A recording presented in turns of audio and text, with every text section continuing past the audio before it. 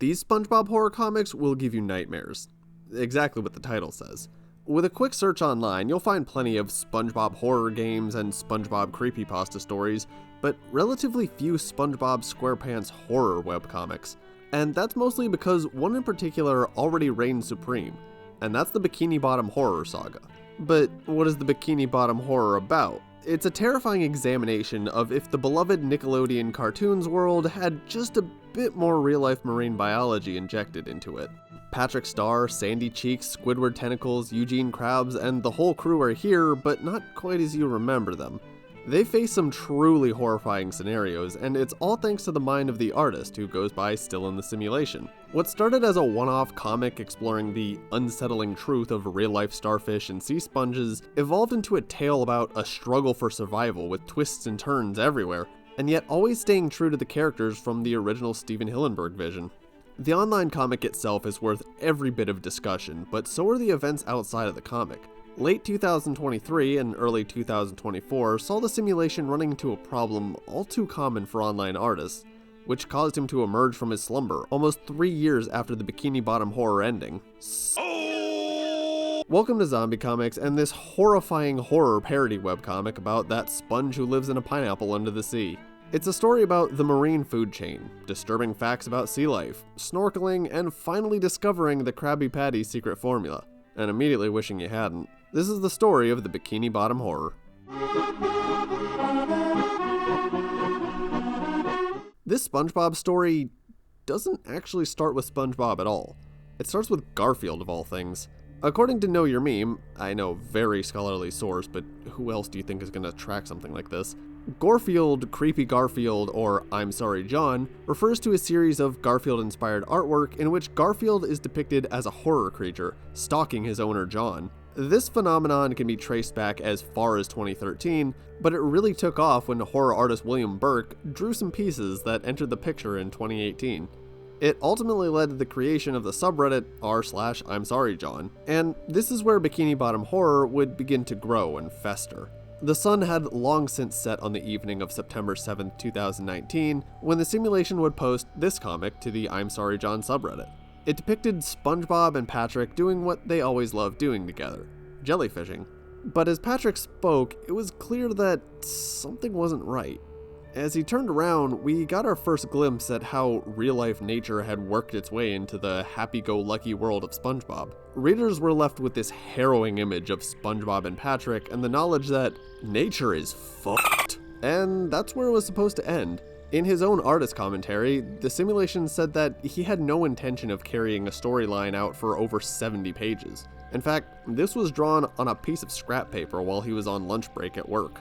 Living on Vancouver Island, Canada, the simulation, real name Austin Nill, always had a deep appreciation for our marine ecosystems. An exposure to snorkeling left him with plenty of knowledge about kelp forests, mollusks, and starfish, and the grotesque way that starfish digest their prey externally. The Caribbean starfish, Orastor reticulatus, he notes, routinely feed on sponges just like this. This disturbing fact kickstarted the series that would go on to become the Bikini Bottom Horror. It's not even the first time someone made a parody of the SpongeBob characters eating each other in a real environment, but it hadn't been done like this before. Just like plenty of people, he grew up watching Nickelodeon and Cartoon Network and fell in love with the world of SpongeBob. While these comics were very dark and twisted, he wanted to stay true to the characters Hillenburg had created. This one comic hit the front page of Reddit, accumulating 60,000 upvotes by the end of the day. A follow-up was imminent, pushing beyond this initial Bikini Bottom Horror ending.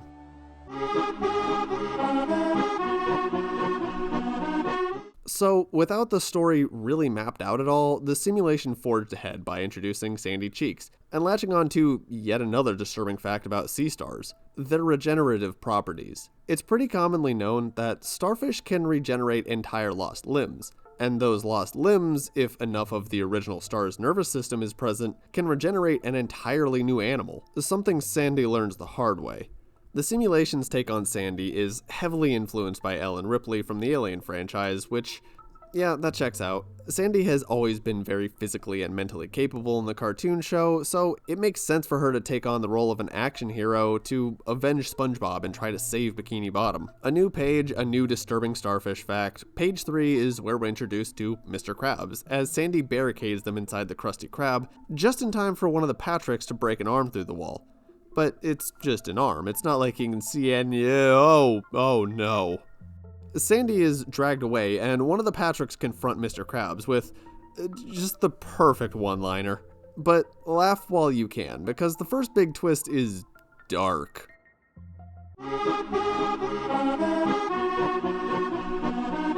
I did say this webcomic series was using real-life marine biology, but why is that logic only applying to Patrick? What about Mr. Oh, okay. The author calls these more animalistic versions of the characters their primal forms, and you'll see these come up repeatedly.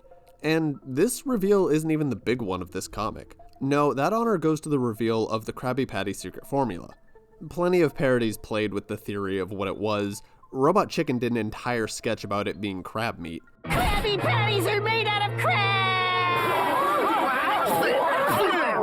Everyone knows Krabby Patties are me family's secret recipe, boy! Then explain this!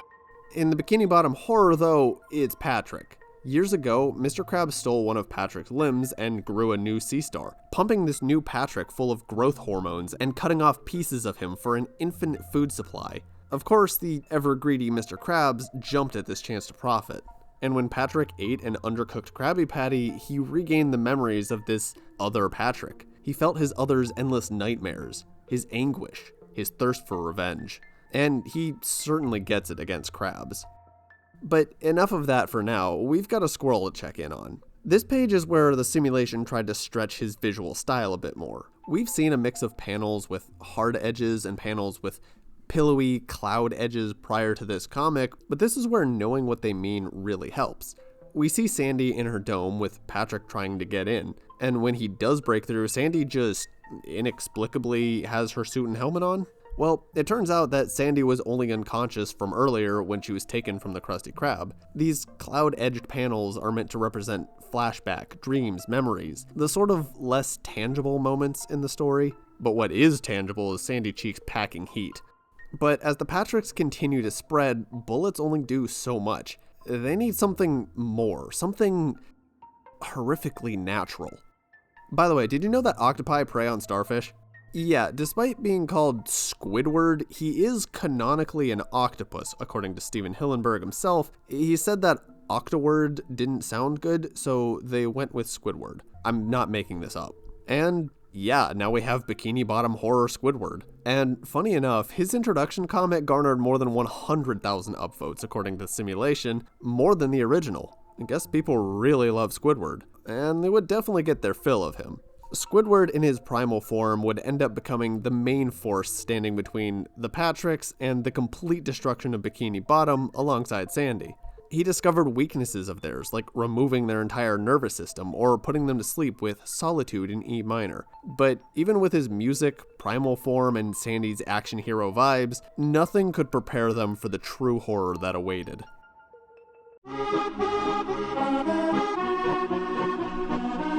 Sandy descends down a hidden stairwell beneath the Krusty Krab, only to find a cult of Patricks chanting around a pit.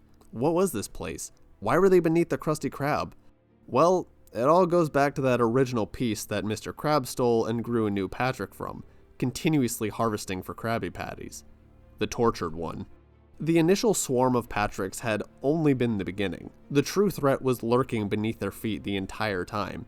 The fight for survival was only just beginning. A fight that would involve almost every major character from the SpongeBob cast.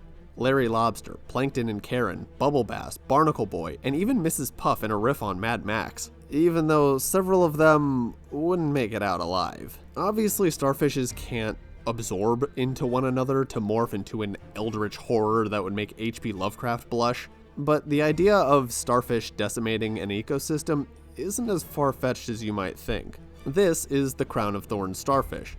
Seems like your average sea star, but these things have caused a lot of problems. They have caused mass destructions to entire ecosystems when their populations grow out of control. It might not be as dramatic as Bikini Bottom Horror, but an unchecked sea star population can turn into a struggle for survival. As the plot thickened and the characters and cast grew, so did the simulation's art style. You barely notice it, but the original all black and white comic ends in full color by the epilogue.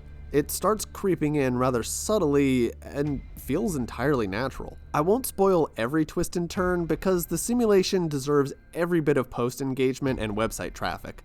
The story wrapped up in 2021, so you can go read the entire thing right now, and you absolutely should. Especially because others have already pilfered his hard work without giving any sort of credit. In November 2023, this page was uploaded to Facebook, gaining thousands of reactions, hundreds of comics, and hundreds of more shares. But, the simulation didn't post this. His comics were being re-uploaded, without credit being given to the original author.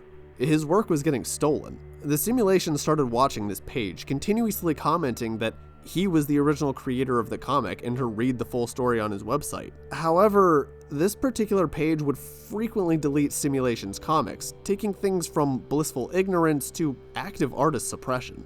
This happens far, far too often. One person puts in the labor of love and work and someone else profits off of it. And the algorithms don't care. If you're throwing out post after post and getting engagement, that's all they need to hear because, hey, it's more ad revenue for them. Other creators had taken Simulation's comics and created something new, like OBDI making an animated adaptation of the comic, often using the exact shots, but they credited the artist every time. The Simulation even shared the saga, boosting the already almost 30 million view count even more. The Simulation couldn't sit back and watch this continue to transpire. Something had to be done. So on January 7th, 2024, the Simulation re-emerged with a new spin on the Bikini Bottom Horror. He would be reposting the entire series with page-by-page author commentary. In fact, a lot of the information in this video was pulled from this new reposting of the series. By January 25th, he posted page 13 of Bikini Bottom Horror with commentary, but he had one more trick up his sleeve that day. The announcement of the Bikini Bottom Horror sequel series, tentatively called Bikini Bottom Terror. While the name might change, this new development of Bikini Bottom Terror is huge. The Simulation hadn't been sure what direction to take the sequel series, but finally settled on a few arcs that he thinks deserve to be told. These arcs would be told non-linearly across different time periods, but should converge thematically. The story will be exclusively available on his Patreon before ever releasing publicly, and will include both digital and ink-drawn pages. And that was all the information people had to go off of, unless they started mining his other works to spot storytelling patterns and recurring details. Because if there's one thing I've learned from studying artists, it's that habits and patterns don't just disappear. The Simulation's other webcomics on his site include Grandmother's House, Pumpkin Man Ice and Flames, and a Batman comic based on The Dark Knight Rises. The Simulation uploaded the first 2 pages of Grandmother's House to his website, detailing a world in which every 4 years, when the eyes of the sky align, they close. Only Grandmother, who lives in the woods, can open them. Otherwise, the village suffers 4 years of darkness, dooming their crops. So they send pilgrims out into the forest with an offering to Grandmother. But the forest isn't exactly what you'd call friendly. Horror is the Simulation's specialty. Twisting a beloved children's show or penning an original story, he excels at showing characters facing truly insurmountable odds. But that doesn't mean he can't write more emotional beats. Whether it's a painful revelation or a deeper connection running through even the darkest moments, the Simulation is a gifted storyteller. It even shines through his shorter fan comics like Return to Gotham. Pumpkin Man is definitely the exception to his grittier comics, but given that it was clearly made in his younger years, it makes sense. It follows Jack Lantern, aka Pumpkin Man, a little on the nose, a superhero in an absurdist golden age era fighting just the strangest of villains like Popsicle and Hot Pepper. You might think this comic is just a throwaway mention, but it brings up an oddly specific pattern for Simulation: the food industry. In his artist commentary for Bikini Bottom Horror, page 5, he said that one of the themes he tried to keep in the heart of the story is a commentary on food and our disconnection from what we eat.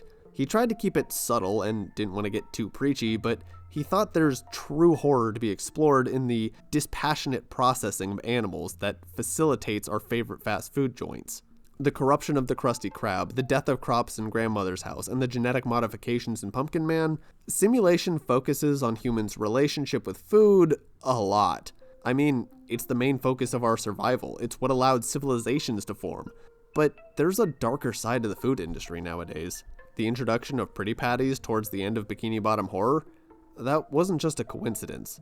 The cycle continues in Bikini Bottom Terror, and the simulation is going to keep telling his horror stories for a long time. It's genuinely interesting to see just how many different types of horror artists are out there, from Still in the Simulation to Hollering Elk, who has her own brand of horror, even though she was posting right alongside Simulation on the r/I'm Sorry John subreddit. If you want to dive deeper into a twisted world of eldritch horrors and disturbing imagery, you should definitely check out my interview with her. And yeah, I've been Zombie Comics, and I'll catch you on the flip side. See ya. Ahoy, SpongeBob! I've overdosed on ketamine, and I'm going to die.